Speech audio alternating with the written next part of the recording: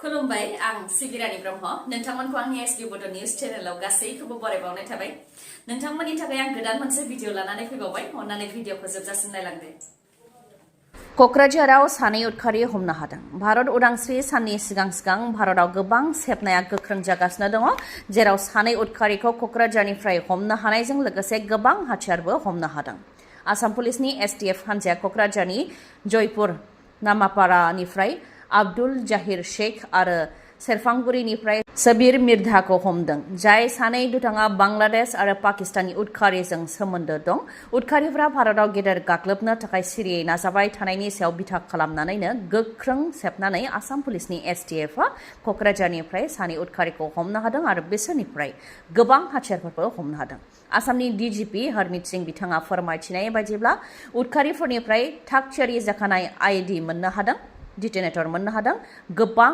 मोब्लिब तार गोबां मोब्लिब सुइच लहानि प्लेट लहानि बाक्सु जायखौ आईडीआव लागायोब्ला बांसिन गोख्रोंसिन जायो बेनि अनगायैबो बारुदफोर आखाइजों बानायनाय ग्रेनेड गंब्रै आखाइजों बानायनाय राइफल जायखौ AK-47 बायदि नुयो गर 34 गोथां गुलि गावखोन्दा गर 24 गुलिखौ हमनो हादों जाय गावखोन्दा गुलिखौ नायोब्ला बेजोंनो फोरमान जायो उदखारिफ्रा गुलि गावनायनि प्रेक्टिस खालामो होननानैबो फोरमायथिदों डिजिपि हरमित सिंह बिथाङा स्मार्ट मिटारजों नोंथाङा हाराहास्ति जानो गोनां जादों नामा स्मार्ट मिटारजों हाराहास्ति जानो गोनां जादोंब्ला बे खौराङा नोंथांनि थाखाय एसेब्लाबो मोजां खौरां जागोन नोंथाङा फिन पस्टपेड खालामनो हागोन बा सिगांनि बायदि खालामफिननो हागोन जुदि हास्थायोब्ला नंगौ रायजोआव स्मार्ट मिटार लागायनायखौ लानानै गोबां धरना होनाय जादोंमोन स्मार्ट मिटाराव गोबां बिल फैनाय आरो जायखिजाया समाव रिचार्ज जोबोब्लानो मोब्लिब दाननायखौ लानानै रोजा रोजा लाख रायजो राजाया सोरखारनि हेंथा गोबां खुद्रिदोंमोन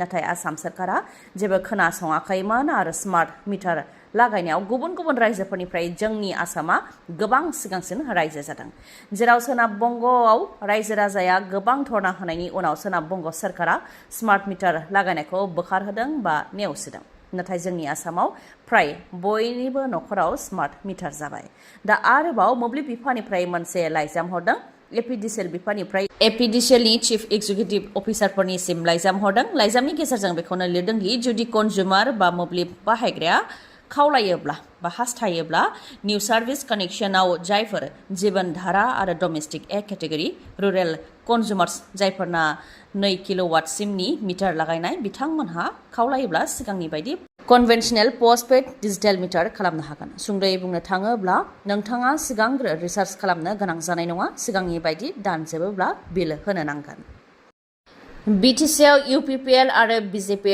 राजखान्थि दोलोआ गावस्रालायनायनि उनाव आसामाव बिजेपि आरो एजिपि अगप राजखान्थि दोलोनि गेजेराव गावस्रालायनाय जागोन नामा गोलाव समनिफ्रायनो बिजेपि आरो एजिपि राजखान्थि मोननै दोलोनि गेजेराव गोरोबलायैखौ नुबोनो मोननाय जादों आरो मैयानि सानाव मोननै राजखान्थि दोलोनि मावथिफोरनि गेजेराव गोबां दुंहाव थासारि जानायखौ नुनो मोननाय जादों जेराव गारि मटर बुफाय बुसि खालामनायजों लोगोसे सुबुंखौ बुग्लिनायखौबो नुनो मोननाय जादों नगावआव जादों दुंहाव थासारि जेवारि गाव पन्चायतनि मासिगिरि बिबानखौ लानानै बिजेपि आरो एजिपि राजखान्थि दोलोनि मावथिफोरनि गेजेराव दुंहाव थासारि बिजेपिनिफ्राय मजिबुर रहमाना जेवारि गाव पन्चायतनि मासिगिरिनि बिबानखौ हास्थायदों ओजोंहाय एजिपिनिफ्राय अनजुमा बेगम बिथाङा मासिगिरि बिबानखौ हास्थायदों मजिबुर रहमानना 4 मेम्बार दङ ओजोंहाय अनजुमा बेगमनिया 7 मेम्बार दङ बेनिखायनो अनजुमा बेगमा 7 मेम्बारफोरखौ लोगोआव लाफानानै सिंगिमारि ब्लक अफिसाव चेयारमेननि बिबान लानो थाखाय फैदोंमोन नाथाय बे समावनो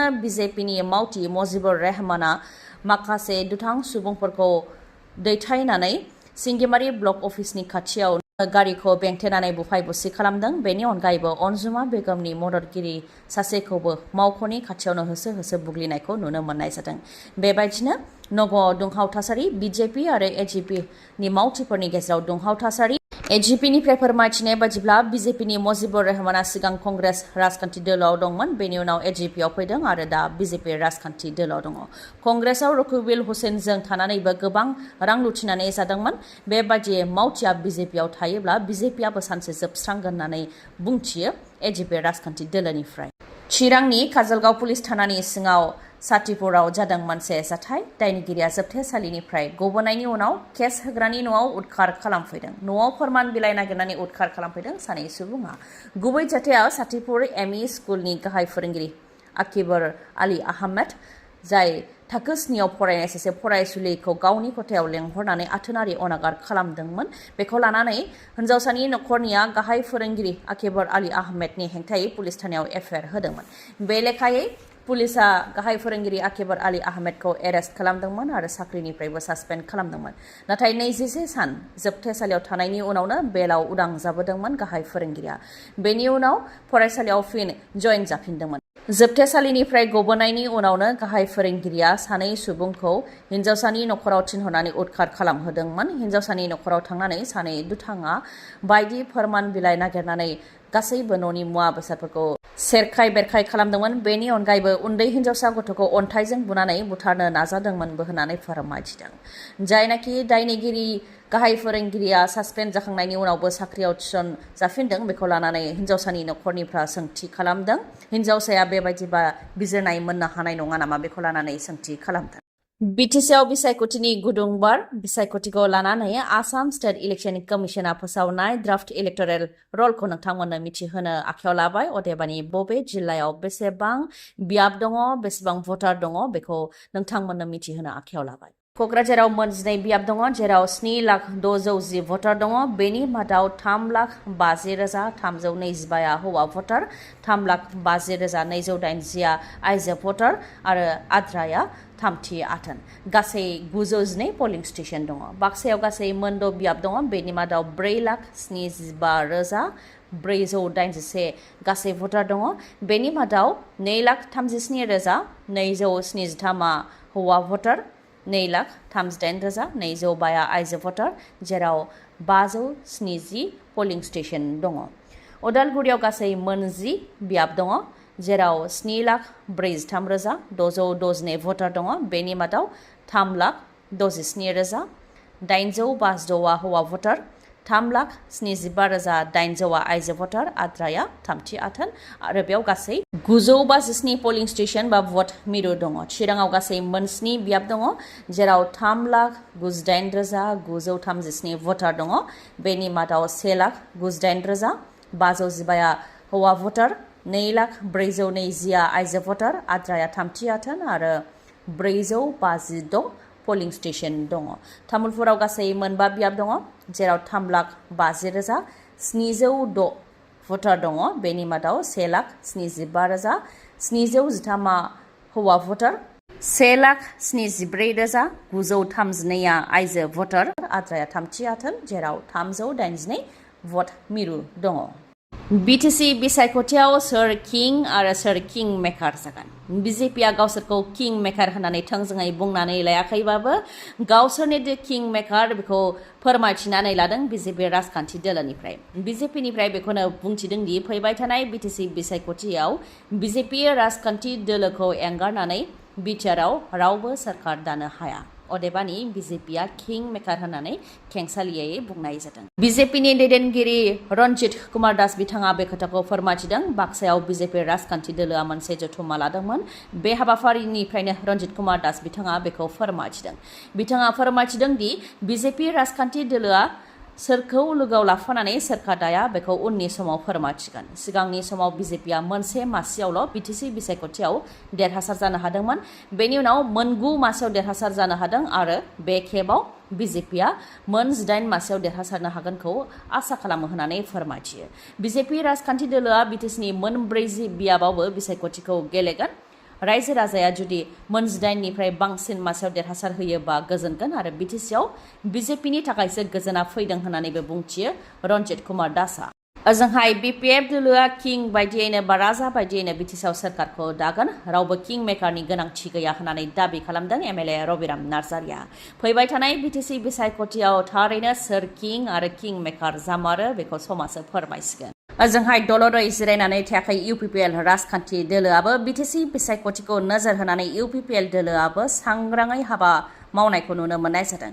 जायगा जायगा हा हुनि जेंनाखौ सुस्रांनो थाखाय हानि पाट्टा राननानै होनायखौ नुनो मोननाय जादों आरो उननि समावबो हानि पाट्टा रानलांबाय थानो थाखाय रादाय होदों इउपिपिएल सरकाराबो। आरो बिटिसि बिसायख'थिखौ नोजोर होनानै गाव गावनि दोलोखौ गोख्रों खालामनो थाखाय मोनफ्रोमबो राजखान्थि दोलो बिजेपि, इउपिपिएल, बिपिएफ गासैबो राजखान्थि दोलोआनो जयनिं हाबाफारि लागासिनो दङ।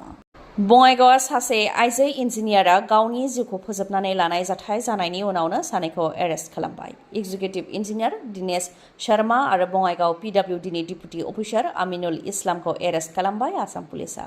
फोरमायथिनो गोनांदि थांनाय समबारखालि गुवाहाटी सिलपुखुरिनि थागिबि जसिता दास, जाय बिथाङा बङाइगावआव भारा न'आव थायोमोन आरो बिथाङा सासे इन्जिनियार, नाथाय बिथांखौ गावनि खथायावनो गावनि जिउखौ फोजोबनानै लानाय थासारियाव बोखांनो हादोंमोन आरो बिथांजों लोगोसे मोनसे नटबो मोननो हादोंमोन, जेराव नटआव एग्जिकिउटिभ इन्जिनियार दिनेश शर्मा आरो बङाइगाव पिडब्लिउडिनि डिपुटि अफिसार आमिनुल इस्लामनि मुंखौ मख'नाय दंमोन आरो गोलाव समनिफ्रायनो बिथांमोनहा मेन्टेल हेरेसमेन्ट बा हाराहास्ति खालामबोदों होननानै नटआव मख'नाय दंमोन। बे लेखायैनो पुलिसआ दा दिनेश शर्मा आरो आमिनुल इस्लामखौ एरेस्ट खालामबाय।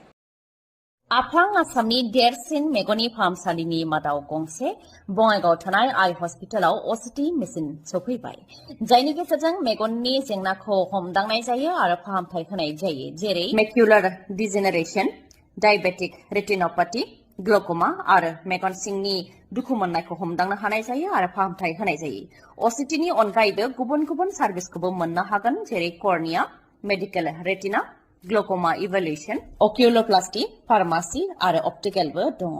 बेनि अनगायैबो सानाय गैयालासे, सुथेनाय गैयालासे, इन्जेक्सन गैयालासे कम्पिउटार पेकनि गेजेरजों केटारेक्ट सार्जारिबो खालामनो हायो। आइ हस्पिटालाव डक्टर रुमि दास, डक्टर आशराफुल आलम आरो डक्टर मेघाली शर्माखौ नोंथांमोनहा मोननो हागोन। डक्टर रुमि दासआ तामिलनाडुनि अरविन्द आइ हस्पिटालनिफ्राय फैगोन। बिथाङा कर्निया आरो केटारेक्ट स्पेसियलिस्ट, MBBS, MS अप्थालमलजी आरो टपिकल फेक' सार्जारिनि एक्सपार्ट। बिथांजों लोगोसे MBBS, MS आइ स्पेसियलिस्ट अप्थालमलजी फेक' सार्जन डक्टर आशराफुल आलम आरो MBBS, MS आइ स्पेसियलिस्ट अप्थालमलजी डक्टर मेघाली शर्माखौ मोननो हागोन। खम बेसेनावनो नोंथांमोनहा फाहामथाय लानो हागोन। थङा जाहैबाय बङाइगावनि लवार आसाम हस्पिटालनि उल्था दिगाव थानाय बास स्टेन्डनि साखाथियाव। कन्टेक्ट नाम्बारा 6900949900। दिनैनि भिडिअआ एसेनोसै। गाबोन आरो गोदान भिडिअजों लोगो मोनफिनबावगोन। नोंथाङा दासिमबो आंनि चेनेलखौ साबस्क्राइब खालामाखैबा अन्नानै साबस्क्राइब खालामदो, लोगोसे लाइक, कमेन्ट आरो शेयार खालामनो दाबाव। गोजोन्थों।